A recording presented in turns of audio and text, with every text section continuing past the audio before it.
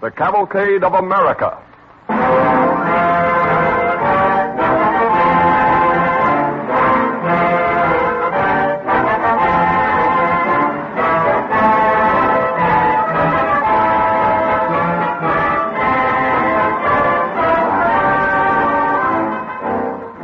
This evening's broadcast in the Cavalcade of America, brought to you by DuPont, is a tribute to American music and American composers. In a very real sense, this broadcast likewise is a tribute to our Cavalcade Orchestra, a symphony group under the direction of a distinguished conductor, Harold Levy. This symphony group has been assembled from master musicians. A number of them are members of the New York Philharmonic Symphony Orchestra. Mr. Levy was formerly conductor of the Los Angeles Symphony Orchestra and is known as an authority on concert music, operettas, and motion picture music. He has composed or arranged most of the music used from week to week as the background to the dramatic episodes in the Cavalcade of America. Art and science are very much akin, and so it is fitting that this story of American music should be linked by its sponsor, DuPont, with the science of chemistry, to typify the ideal of DuPont's research chemists. Better things for better living through chemistry.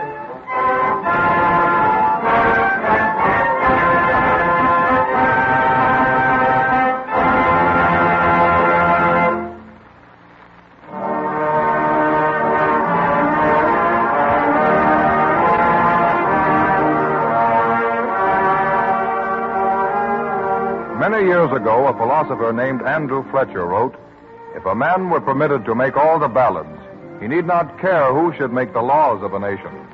Truly, music has been a vital factor in our national life since our Puritan forefathers sang their psalms of thanksgiving in the New England wilderness.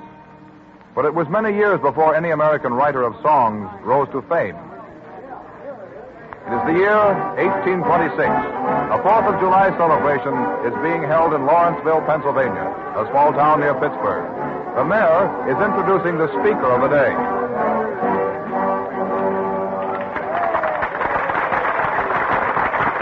It is my pleasure, ladies and gentlemen, to introduce the speaker of the day, member of the state legislature, our esteemed friend, neighbor, and fellow citizen, William B. Foster. Mr. Foster will respond to the toast, the independence of the United States. Foster's a good speaker. He'll tell him something. My friends, ladies and gentlemen, on this 50th anniversary of the birth of our great republic, may I remind you that the independence of our nation was I want to speak to Mr. Foster. Keep still. Can't you see he's speaking? Yes, I know, but this is important. Nothing's as important to Foster just now as celebrating the 50th birthday of our nation. Well, he may think differently. He's wanted home to celebrate the birthday of a new son. A new son, born on the 4th of July. Say. Well, he ought to do something for his country.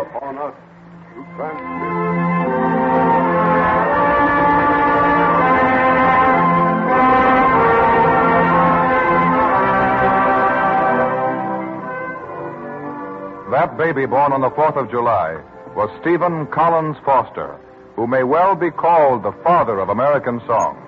It was appropriate that he was born as the bands blared forth the national anthem and proclaimed the birthday of liberty. His songs became a part of our nation's very life, and even during his lifetime were sung by thousands. He was only a little over 20 when the covered wagons moved westward. The gold rush to California is symbolized today by a Foster melody. Well, hold up there. Hold up. Here's a place to camp, folks. Pull your wagons around in the circle, and we'll build our fires in the center. Joe? Yeah? Get that old banjo of yours out, and let's have some music while we work. All right, Tim. What'll it be? Well, do I need to tell you? All right. I'll join in. Oh, I come from Alabama with my banjo on my knee. I'm going to Louisiana, my true love for the sea. It rained all night today, I left the weather, it was dry. The sun so high, the froze to death, Susanna, don't you cry. Oh, Susanna, oh, don't you cry for me. I come from Alabama with my banjo on my knee. Oh,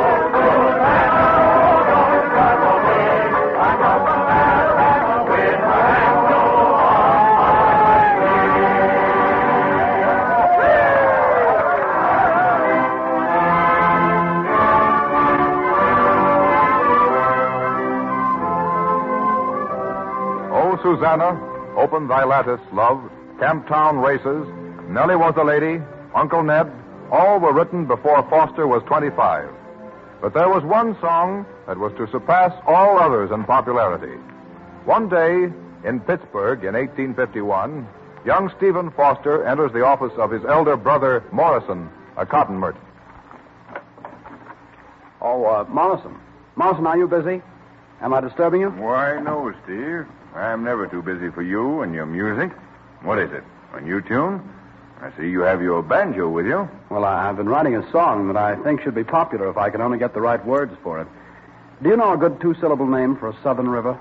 A southern river? Oh, well, let me see. It has to be two syllables. I thought of Petey, but it didn't seem to fit.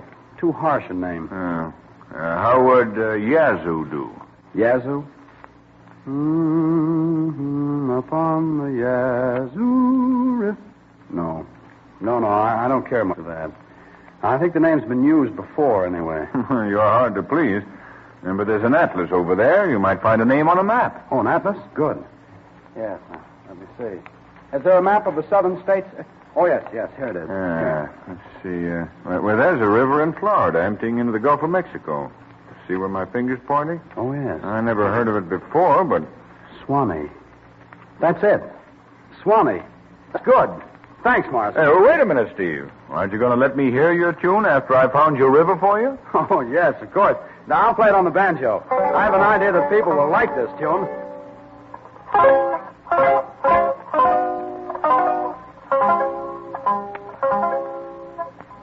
Way down upon the Swanee River, far, far away, there's where my heart is turning ever, there's where the old folks stay. All the world am sad and dreary, everywhere I roam. Oh, doggies, how my heart grows weary, far from the old folks at home. All the world am sad and weary, everywhere I roam. Oh, doggies, how my heart grows weary, far from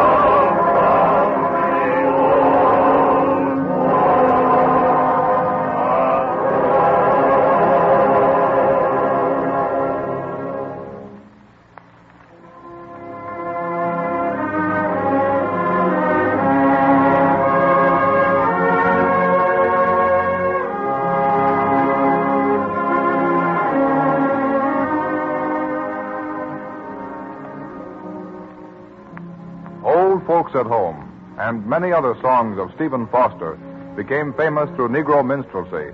And his were not the only ones that were first introduced through this form of entertainment.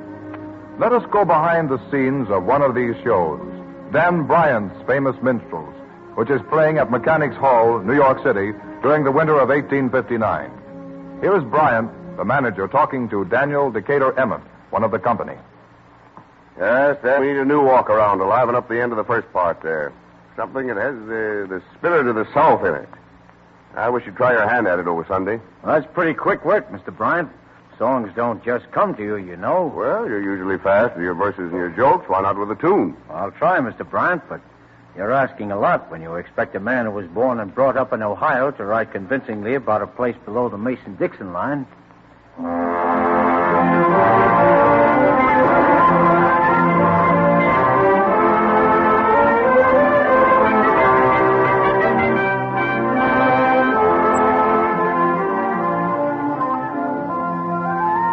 that night, Dan Emmett tried to write a song that he thought would please the manager of the Bryant Minstrels.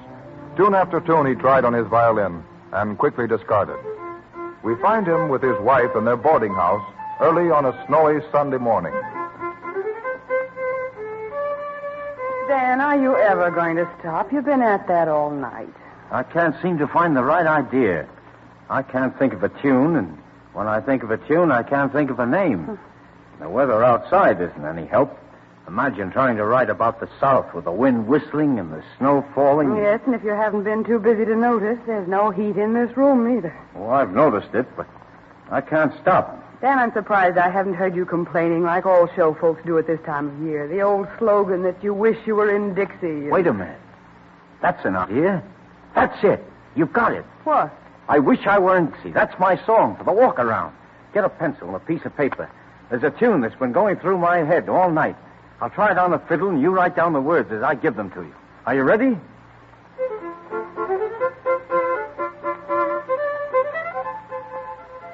At Mechanics Hall the following night, the Bryant Minstrels come to the end of their first part.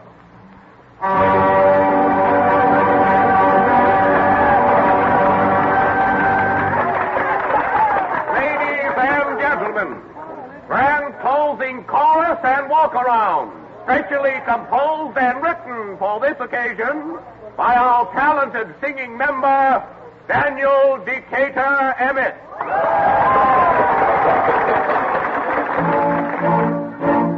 I wish I was in the land of cotton, old times gone and not forgotten. Look away, look away, look away, Dixieland. In Dixieland where I was born in early almond frosty morning. Look away, look away, look away, Dixieland. I wish I was in Dixie, hooray, hooray. In Dixieland I'd take my stand to live and die in Dixie. Away, away, away down south in Dixie. Away, away, away, away, away down south in Dixie. I wish I was in Dixie. Hooray, hooray. In Dixieland I'd take my stand to live and die in Dixie. Away, away, away, away, away down south in Dixie. Away, away, away, away down south in Dixie.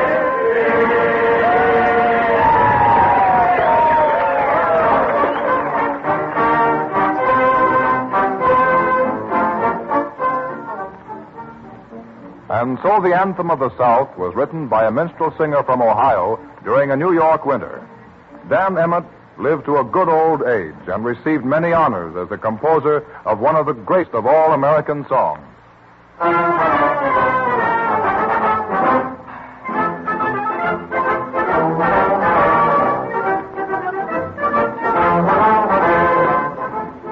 In 1854, in Washington, D.C., while the songs of Stephen Foster were the rage, a man was born who was to set the feet of a nation in marching rhythm.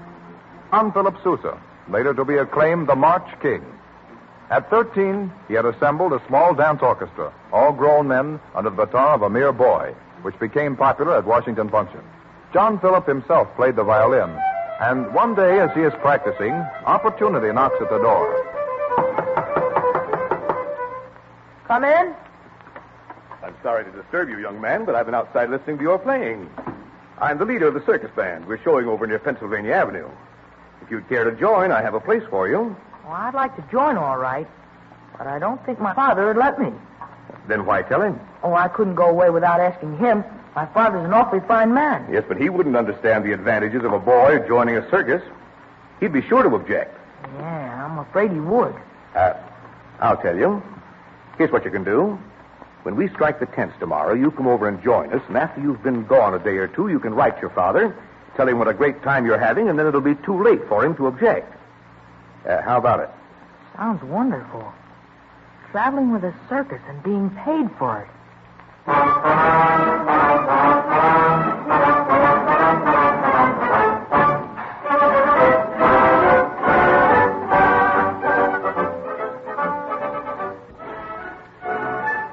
Next morning, John Philip's father awakens him bright and early, and after donning his Sunday clothes at his father's bidding, the two start out for a walk.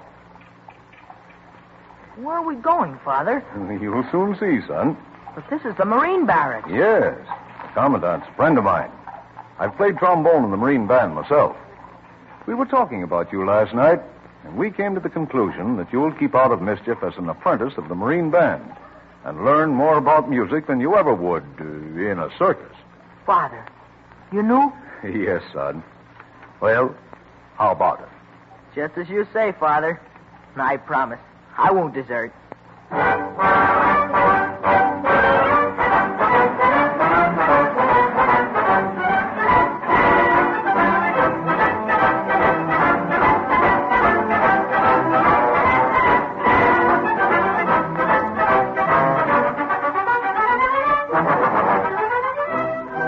As an apprentice, John Philip Sousa joined the Marine Band, and later he became its most famous bandmaster, serving under 5 presidents. But a greater audience was calling for the music of this talented young man. Sousa resigned from the Marine Band and founded the great organization that bore his name. He wrote a number of successful musical comedies, but his real fame was as a composer of marches. Semper Fidelis, The Liberty Bell, The Washington Post, El Capitan, The High School Cadets, all are favorites. But it was in 1896 that the most famous march of all times was to be written.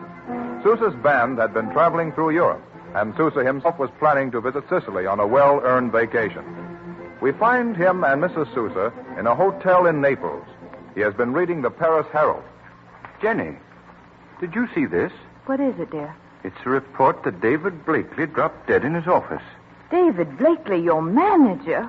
Why, that's terrible. This paper is 4 days old. I'll cable at once for confirmation. Poor old Blakely. We've had a great many quarrels and disagreements, but he's been a loyal friend and a good manager. But, Philip, how will it affect the band? It means that I will have to take hold myself. I'm sorry, dear, but our little holiday to Sicily is off. We'll make arrangements to sail Saturday on the Teutonic.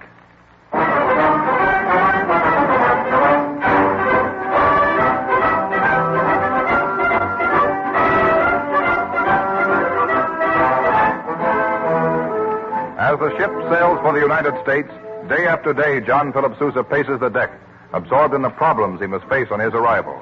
He whistles softly to the rhythmic beat of his footsteps, and deep in his brain, he hears the melodies and counter-melodies that are to form the march of all marches. As the vessel enters New York Harbor, he and Mrs. Sousa watch the passing shore. You've been preoccupied all through this trip, Philip. I'm sure you'll find everything all right. It hasn't been business alone, dear. It's a tune. A tune that's been echoing and re-echoing in my brain since I left Europe. I can hear it distinctly, as if the band were actually playing. The trumpets here, the piccolo coming in, the trombones, the clarinets. What? Have you thought of a name to call it? Not yet. But it's so clear in my mind that I can write it down fully orchestrated, just as I hear it, without changing a note. Oh, look, dear. There's the first American flag we've seen for a long time. Beautiful, isn't it? The most beautiful flag in the world. The Stars and Stripes. The Stars and Stripes forever.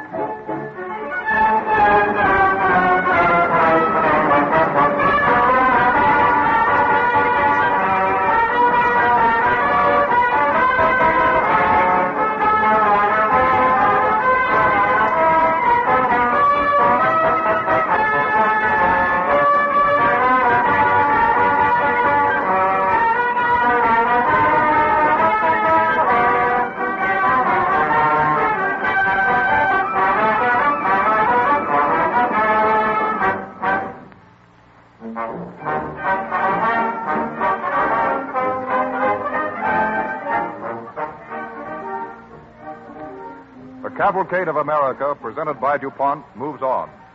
Just as John Philip Sousa set the feet of a nation stepping to his martial airs, so another young man was to set the feet of a nation dancing to a new and fascinating rhythm that stamped a new character on American music. Let us take a quick trip around the country in the year 1911. A small suburban home. Say, honey, here's a phonograph record I bought. It's that new song everyone's whistling. You want to hear it? Of course I do. Why, Mrs. Smith was telling me that her husband did. Yeah, here you are, dear. Now listen.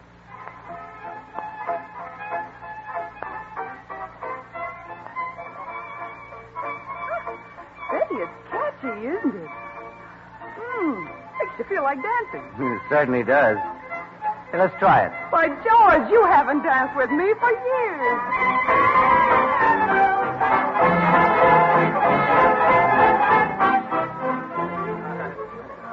A Western mining camp. Here you are, boys. Mail from the East. It's about time. Anything from me, Bill? Yeah, sure. A couple of letters from Rich. Looks like a newspaper. Newspaper, eh? Maybe we'll find out what's going on in the world. No, it isn't a newspaper. It's some sheet music from my sister. She says, I'm sending you the latest song hit from New York. Try it over on your piano, and maybe we won't. Hey, Tim, dust off those ivories in the corner there, and let's see what we've got. I sure will. Give me the music.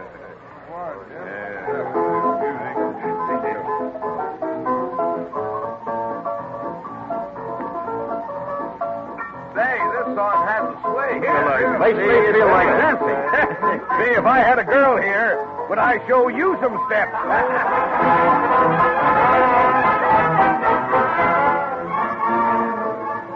A diplomat ball in Washington, D.C. What's that tune they're playing? I don't know. They've repeated it several times this evening. Well, the young people seem to like it. Look at that daughter of ours. It's the first time in weeks I've seen her without that bored debutante expression of hers. Howard, do you think she's dancing, well, quite in a ladylike manner? Shaking her shoulders that way? Well, she seems to be enjoying herself at any rate. That's good exercise, too. Say, it has a fascinating sort of rhythm. Insinuating, you might say, huh? Makes my feet want to keep time. Do you think we're too old to dance? I don't know if you are, but I'm not.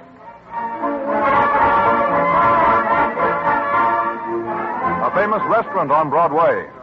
Well, how about this table? I'm sorry, sir. That table is reserved for Diamond Joady, and the president himself couldn't have it. That's it, George. Oh, good evening, Mr. Brady. Say, what have you done with this place? It looks like a dance floor. That's right, Mr. Brady. We had to do it. The town is dance crazy. People won't come anymore unless they can dance, and that tune did it. Alexander's Ragtime Band. And I know the young man that wrote it. His name is Irving Berlin. A few years ago, he didn't have a nickel. If he keeps up, he'll be able to buy more diamonds than I have. It's progress, George. The day of the Lobster Palace is gone. I'm afraid if I want to keep up with the rest of the world, I'll have to learn to dance. Come along, let's take you by the hand. A true man, who's the leader of the band. Let's hear to give us Swanee River playing ragtime. Come on here, Alexander's Ragtime Band.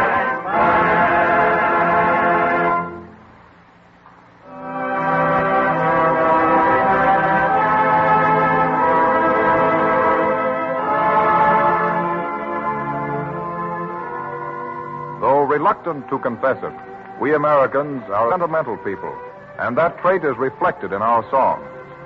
There is an instance of this form in a composer who wrote because of her love of family. It is in Iron River, Michigan, in the year 1895. A charming lady, recently widowed, is talking with her lawyer. Mrs. Bond, I'm afraid there's little left of your husband's estate after the debts are paid. I wish there was something I could do. A woman left with a young child faces a pretty hard struggle. I can face it, Mr. Bruce. Have you any plans? There's always my music. But music isn't really a business. At best, it's a hobby. It's going to be my business. Oh, I know, of course, that you're talented. But so are hundreds of others. I've written 4 songs. No one else will publish them, so I'm going to have them published myself. At least that's a start. Now, even when a song is published, one success. 1 in 1,000 is a moneymaker. My songs must succeed. My memories of the past and my hopes for the future are in them. Even their titles have been chosen because they remind me of my life. My husband, just a wearying for you. My boy, I love you truly. My hope for the future, a perfect day. When you come to the end of the perfect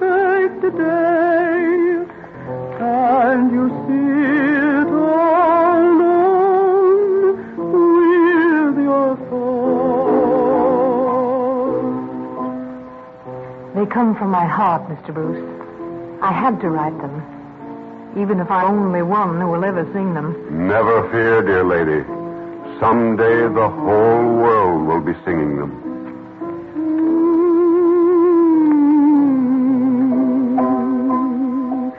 Do you think what the end of a perfect day can mean?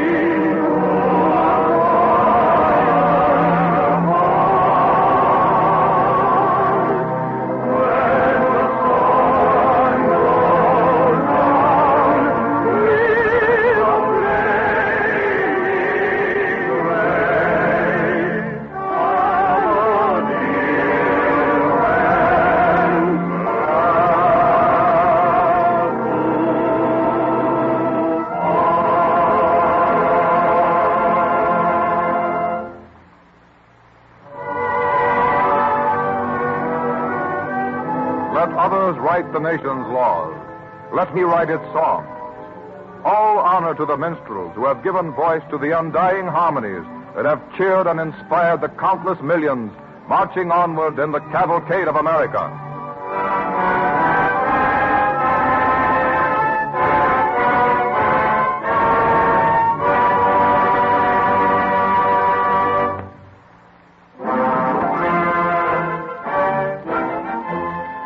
In this evening's program, we have heard how America began to win a place in the world of music.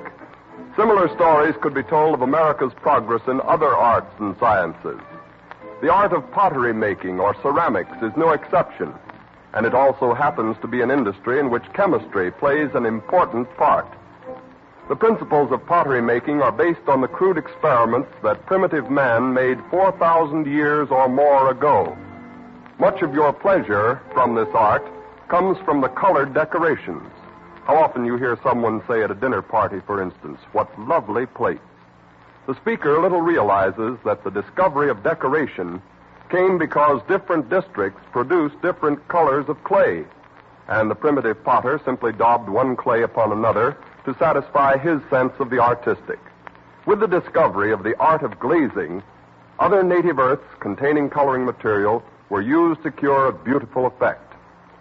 Modern ceramic technique has greatly extended the process of glazing, and the skillful potters of today would be the first to tell you that much credit for this advance in their art must be given to the science of chemistry. Chemists working with manufacturers of ceramics have produced entirely new coloring materials and created new varieties of pottery, china, glassware, and porcelain. Chemistry has made these products more durable and less expensive, so that even modestly priced ware can now be obtained in a wide range of artistic effects to harmonize with home interiors. DuPont chemical processes produce a number of the colors and metallic decorations used in the ceramics industry, thus affording another apt example of the DuPont chemist's pledge: better things for better living through chemistry.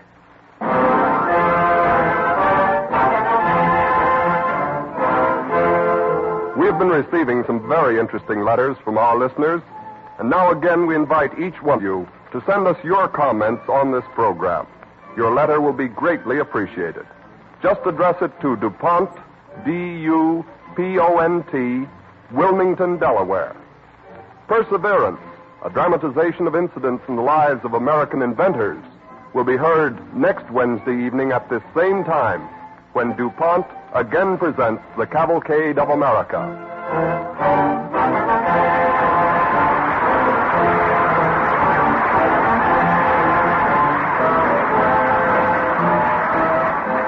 This is the Columbia Broadcasting System.